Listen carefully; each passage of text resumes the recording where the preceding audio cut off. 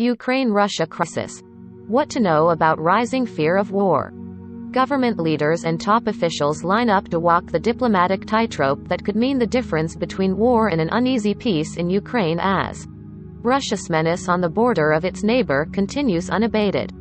Brussels. Several of the world's top government leaders line up on Monday to walk the diplomatic tightrope that could mean the difference between war and an uneasy peace in Ukraine as Russia's menace on the border of its neighbor continues unabated. Russian President Vladimir Putin stays in the Kremlin following his diplomatic foray to get support from China over the weekend and hosts the prime meeting of the day, when French counterpart Emmanuel Macron will be seeking to de-escalate tensions. Later, U.S. President Joe Biden will meet with German Chancellor Olaf Scholz at the White House to shore up Western resolve in what they see as Western estimates of some 100,000 Russian troops near Ukraine as increasing worries that an offensive could be days away. At the same time, borders of the NATO alliance are also being shored up. France makes a big move. Even if the 27-nation European Union as bloc has had little impact on the crisis, France has always felt it could force a breakthrough in the East-West stalemate, and Macron is the epitome of that confidence. Moscow is only the first of a 1-2 diplomatic dance that will take him to Kiev on Tuesday. His priority is simple: dialogue with Russia and de-escalation.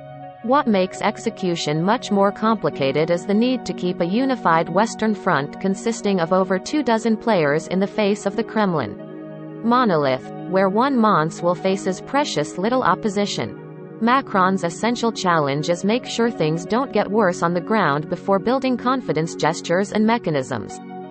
In an interview with French newspaper Journal du Dimanche, he said Putin might make Ukraine only a means to achieve a bigger goal.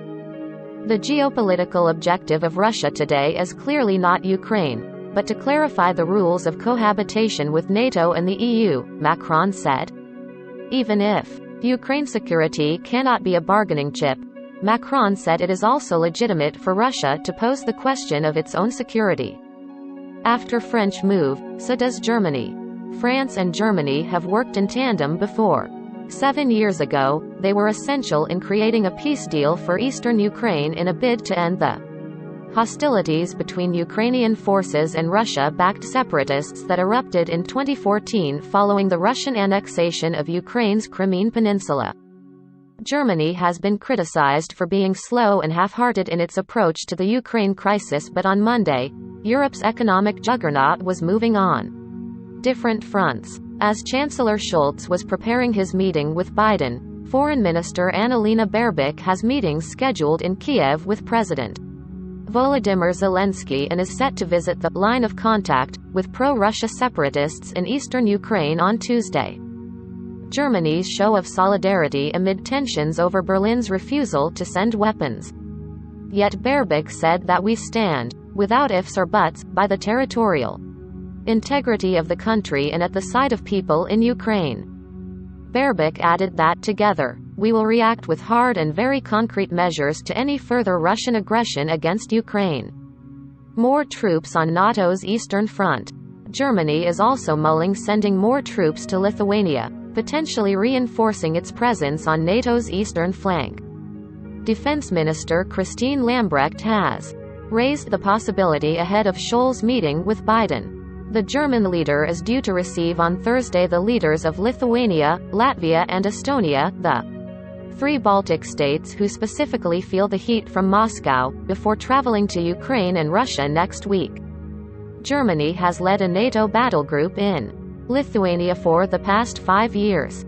A few dozen elite U.S. troops and equipment were seen landing Sunday in southeastern Poland near the border with Ukraine, following President Joe Biden's orders to deploy 1,700 soldiers there amid fears of a Russian invasion of Ukraine.